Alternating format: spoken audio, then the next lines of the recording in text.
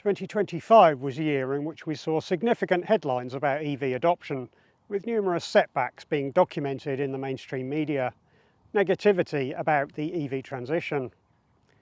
Does that mean the transition now won't happen? Was 2025 the year in which the transition was halted, the year that the dream died? Let's have a look. Hello everyone, I'm Andrew, and today I want to explore the latest data from which we can draw trends in the EV transition. Based on a viewer comment, I want to determine whether the legislative rollbacks we saw in 2025 mark a turning point in the history of EV adoption. Do the changes that were announced spell the end for the rush to electrify? Let's start with the comment from my last video. The Volvo Drive said, "Evangelists will not admit this. However, 2025 was the year where the dominoes started falling for the EV transition. It was the return of common sense in the automotive industry. People are realising that the food they are eating is killing them way faster than the air they are breathing. They are also realising that they are not getting healthier nor wealthier by driving an EV. Hopefully 2026 will be the final nail in the coffin for this unsustainable political ideology. Wishing everyone a joyous holiday season filled with love, peace and happiness." Well, in my eyes, that's worth considering. Is this valid? Could this common sense from the automotive industry result in a U-turn? Is 2025 a precursor to a change in direction for the sector as a whole? The commenter doesn't say where they live, what part of the world they are from, so let's consider this from a fairly broad point of view. Why don't we take a meander around the world and consider a few key legislative changes?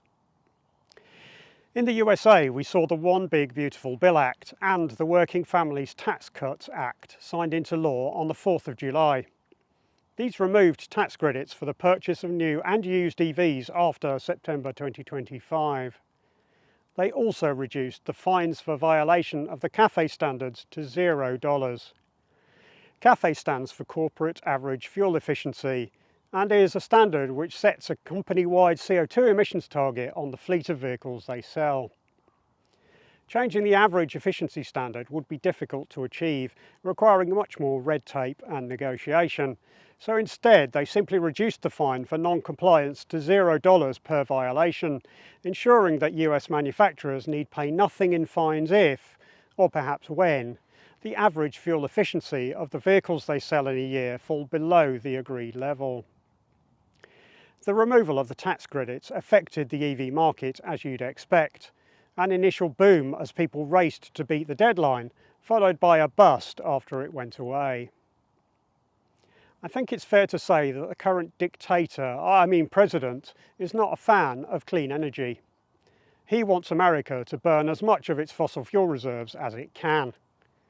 Not only has he made changes to limit the uptake of EVs, he's actually chosen to bury the science around climate change by defunding or closing a number of climate-related think tanks and research bodies. It appears that America will try to go it alone, at least for the remainder of the current term. The clean energy transition is being severely hampered there, and progress will be slow for the next 3 years. There are two schools of thought on that. It could be genius, if America can stand on its own, or if everyone joins them. Their internal car market is big, 16 million vehicles or so maybe they'll be fine either way. Alternatively, it could be allowing everyone else to get ahead in newer technologies, if they do catch on, and American companies will find themselves in big trouble, uncompetitive on a global market that has left them behind. Let's have a look at what's happening elsewhere to get some idea on that.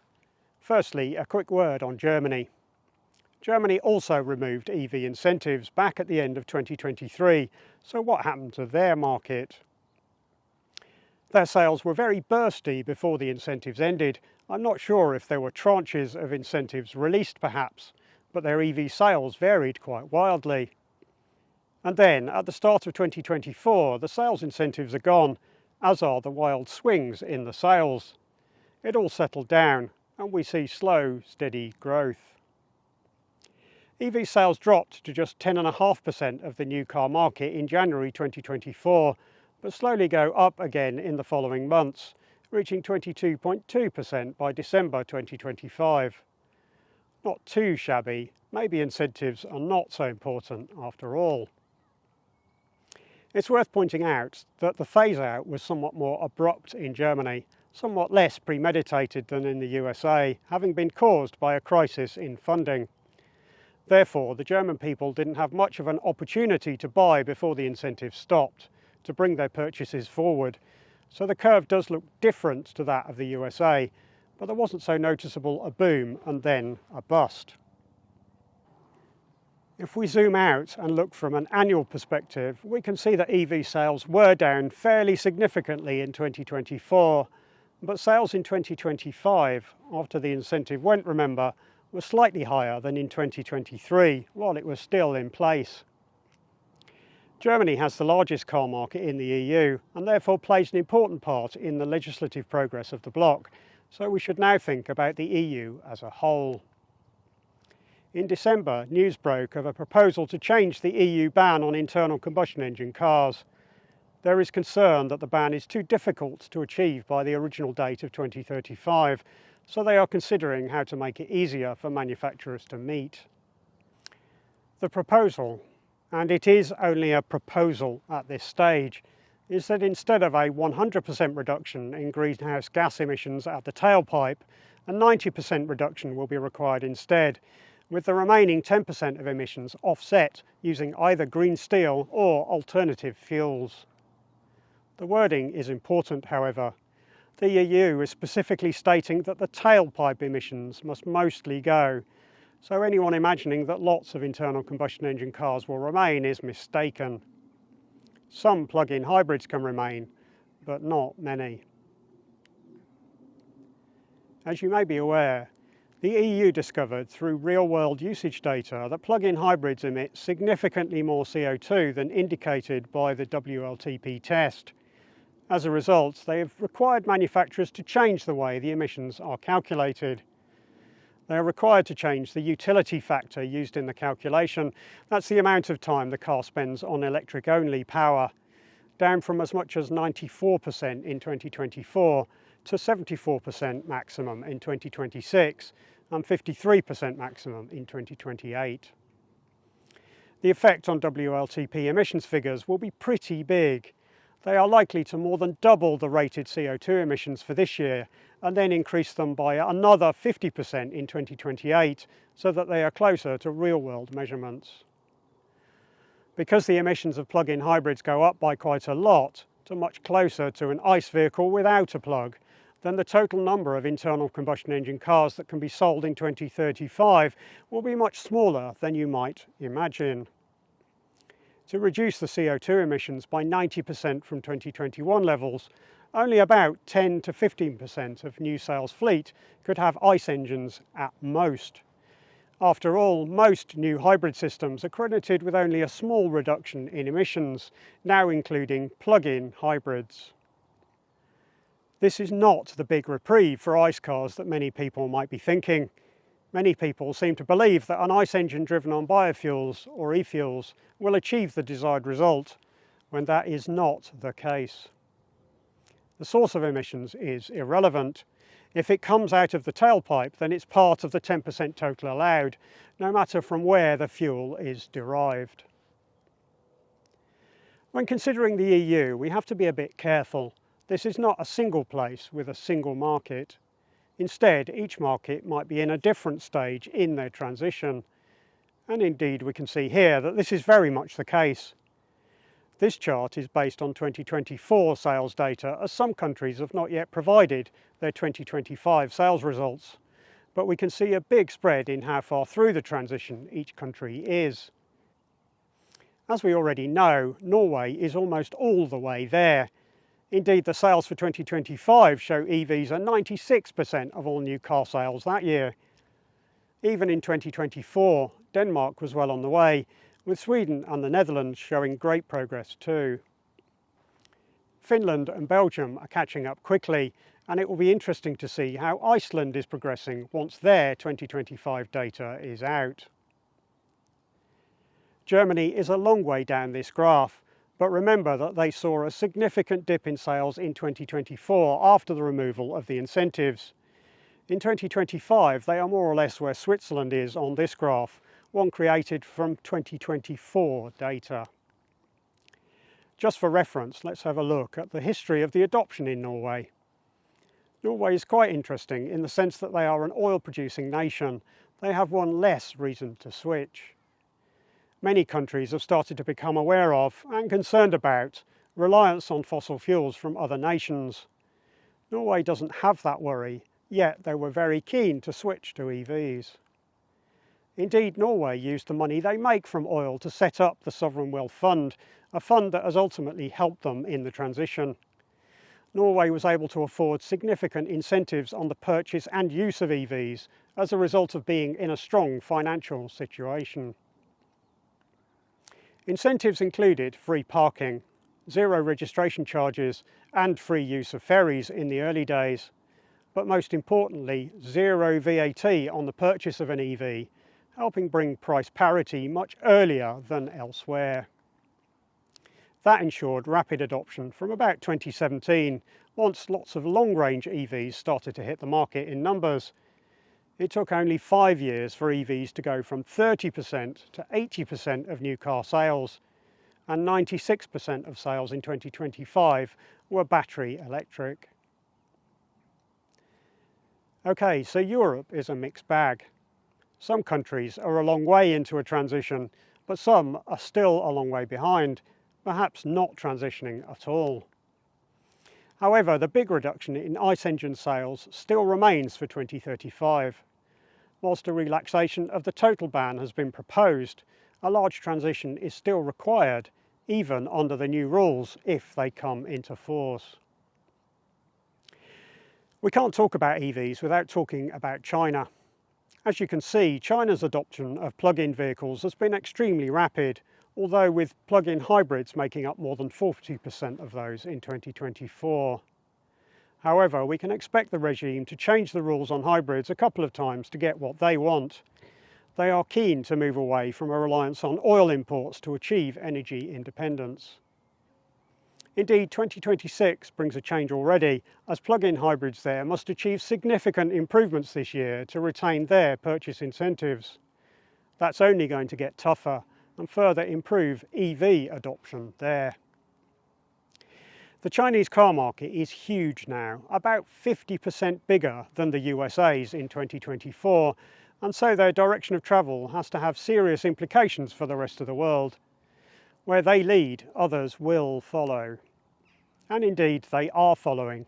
Singapore, Vietnam, Thailand, Indonesia and Uruguay have suddenly all seen a rapid expansion of EV sales in their markets, as we can see in this graphic from Ember. Furthermore, sales of cars from Chinese manufacturers have surpassed those of Japanese manufacturers for the first time in 2025, making China the largest seller of cars, reinforcing how important their direction is for the rest of us. Canada are further ahead than America, with Our World in data showing good growth up to 2024. Sadly, the 2025 data isn't all out in time for me to include it here. However, this graph from Electric Autonomy, including the first 3 quarters of 2025, shows a very different picture. Sales have declined drastically there after the pause of the federal IZEV rebate programme in January 2025. Australia is proving somewhat resistant, with only 8.3% of vehicle sales being full electric in 2025, as we can see from this article by the Federal Chamber of Automotive Industries. However, they are just getting to grips with their first ever vehicle efficiency standards, introduced for sales in 2025 and beyond. It will be interesting to see what manufacturers do when those start to bite. I watch with great interest. New Zealand's EV sales are pretty low, achieving just 5.6% of the market in 2025. If we look at historical sales by month using EVDB's data, we can see that sales dropped massively at the end of 2023 when the clean car discount ended. New Zealanders seem to be really missing that incentive, suggesting that maybe EVs are just too expensive there at the moment. The data from 2023 seems to suggest there was demand, but only at the right price. And finally, I'd like to share what's going on in the UK. We've had 3 relevant regulatory changes hit the news in 2025. First was the statement in April that the ZEV mandate flexibilities would be retained and enhanced, giving manufacturers more choice in how they achieve the mandate goals. Then in July, the government announced the introduction, or perhaps more correctly, the reintroduction of the electric car grant, a £1,500 or £3,750 reduction in the price of any affordable electric cars, as long as they meet science-based targets on carbon emissions during their manufacture. Finally, in the November budget, we heard of the introduction of a 3p per mile charge for the use of electric vehicles from 2028 and a 1.5p per mile for plug-in hybrids, to offset the loss in revenue from fuel duty as the electrified fleets grow in size. A backward news sandwich then, one might say, from the year overall. Some imperfect but understandable news, then slightly more positive news, before news on increased taxes to close the year out. Meanwhile, EV sales growth continues its steady upward trend, with another not unexpected sales spike in December, with just over 32% of sales being EVs that month.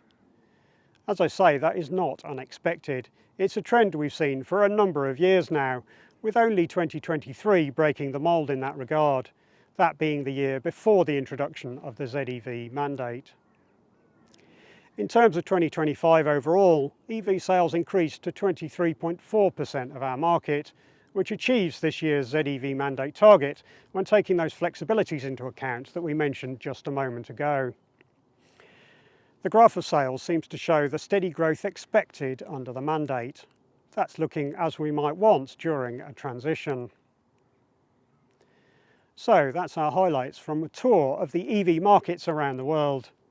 We can see that sales are pretty subdued, if not reducing, in America, Canada, Japan, Australia and New Zealand.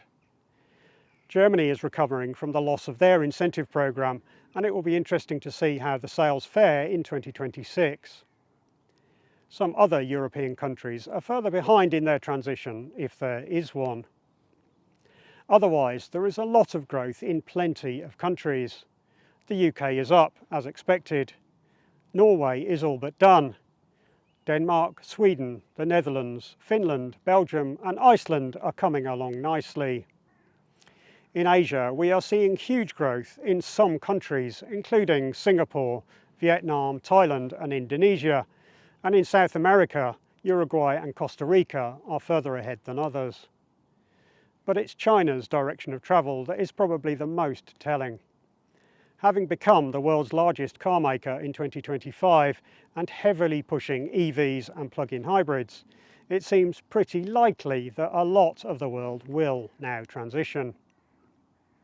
In America, the current president, has undoubtedly delayed the transition there, at the very least.